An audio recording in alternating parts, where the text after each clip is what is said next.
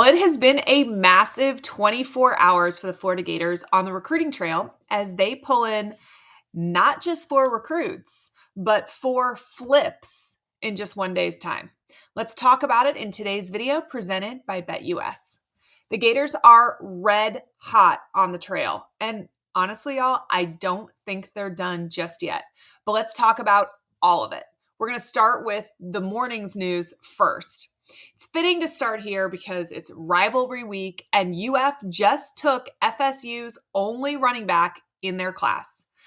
Byron Lewis flips from Florida State to the good guys. Byron Lewis is a 4-star running back according to 247 Sports composite ratings and On3's ratings. According to On3, he is the 16th best running back in the class of 2025. He is from American Heritage, which of course, located in Fort Lauderdale, Florida, produces some of the best talent in the state. He's 5 foot 10 and a half inches tall, 205 pounds. In 2023, he had 160 carries for 1,224 yards and 18 touchdowns. So he's been asked, obviously, a lot recently because he's been to Gainesville a couple weeks in a row to visit. And, he's been asked what he likes about Florida. And he has repeatedly said that he loves the trajectory that the Florida Gators have right now, meaning winning is curing all, right?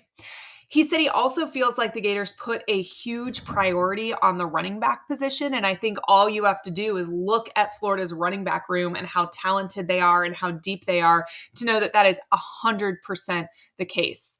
Lewis becomes the 3rd running back commit of this class, and now FSU is left with none.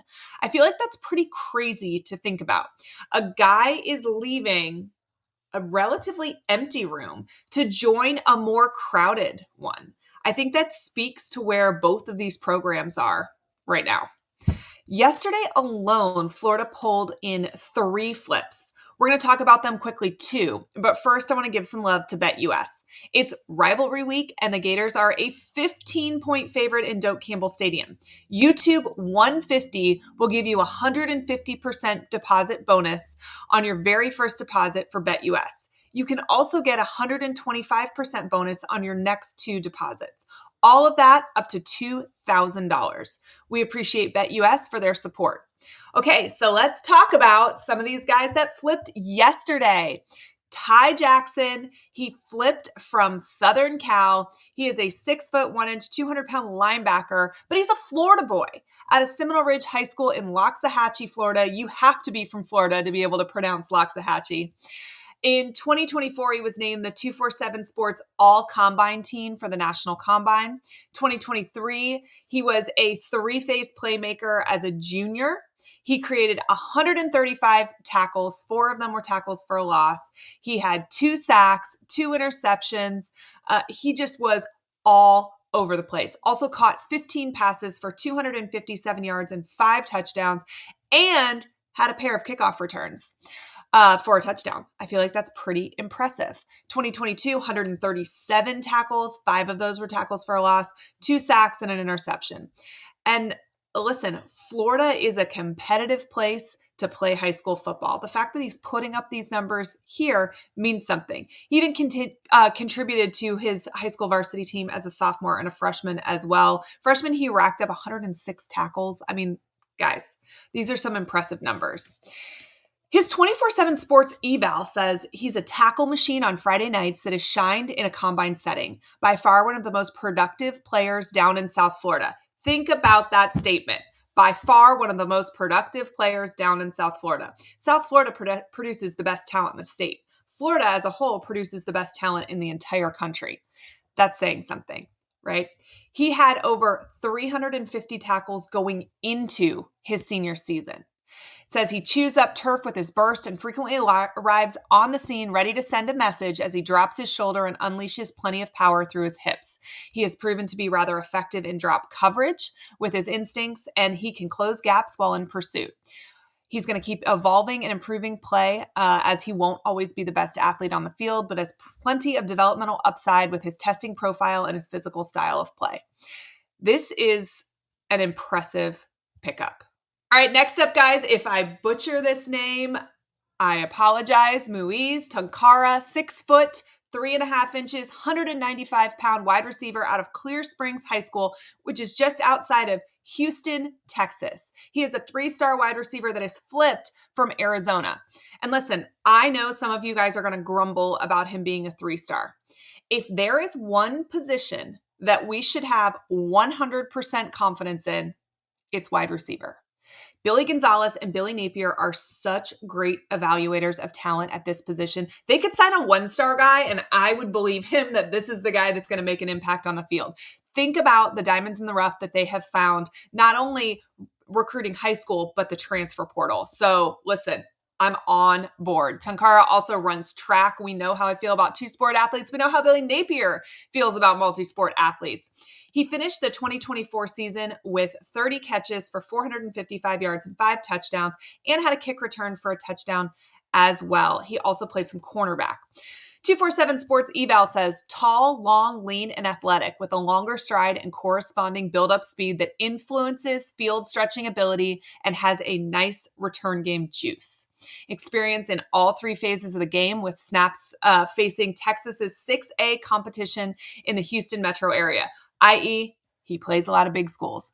He's capable of winning contested throws in traffic thanks to his frame, high pointing accoutrement, and body control in the air, capable of go-get-it grabs against overmatched high school defenders. Looks tough on tape, and he has the willingness to work the middle of the field and affect the screen perimeter run games as a blocker.